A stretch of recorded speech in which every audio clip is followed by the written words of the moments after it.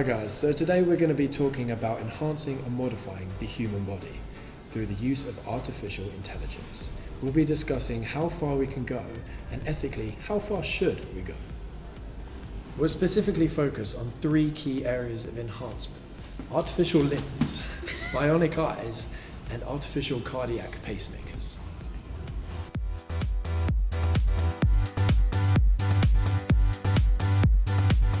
First of all, artificial intelligence is described as the science and engineering of intelligent machines that perceive their environment and take actions that maximizes their chances of success. To integrate these intelligent machines with the human body would mean to improve the quality of life for millions of people worldwide, not only restoring and increasing their level of independence, but also giving them the very best level of functioning. According to the World Health Organization, up to 30 million people in the developing world require prosthetics.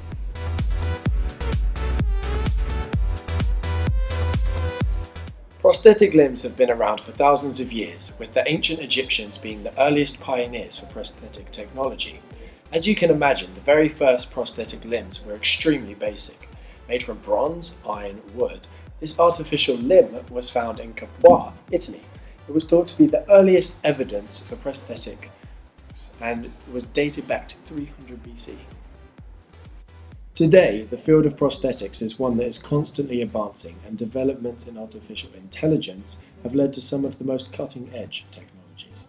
We can connect up to 200 human nerve endings to prosthetic limbs using techniques such as targeted muscle re-innervation. Targeted muscle Re-innervation is a way in which the nerves, which once controlled one of the patient's limbs, are attached to a substitute healthy muscle elsewhere in the body. Therefore, the signals from the brain, such as electrical motor commands, can still have an effect, as the signals sent from the brain cause the substitute muscle to contract.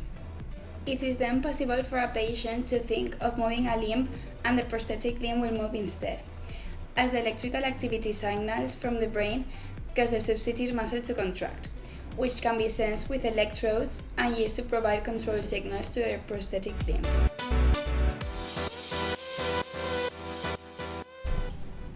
Another extraordinary advancement in prosthetic technology is the development of exoskeletons. Paraplegics and quadriplegics suffer from an inability to move their limbs due to damaged or severed neurons. Simple prosthetic limbs have been insufficient for such patients.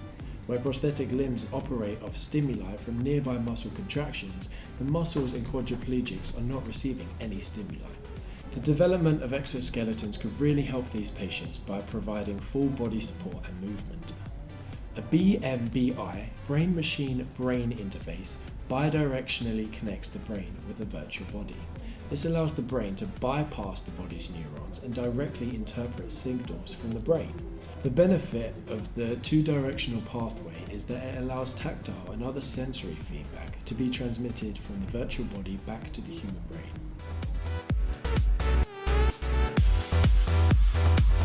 There are several problems that must be addressed when considering how far we should go with artificial intelligence.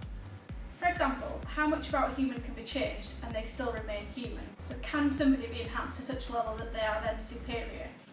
When considering the use of exoskeletons and how far artificial intelligence should advance this field, we must consider the monetary costs. Do the benefits of such technologies outweigh the costs? Is it possible to put a price on enabling someone to walk who faces a lifetime in a wheelchair?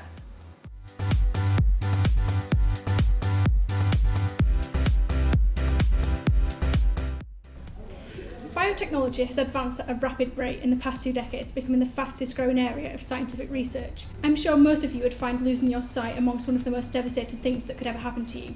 But approximately 15 million people worldwide are affected by retinitis pigmentosa and age-related macular degeneration, which are diseases which predominantly affect photoreceptors of the retina and cause progressive vision loss, leading eventually to blindness.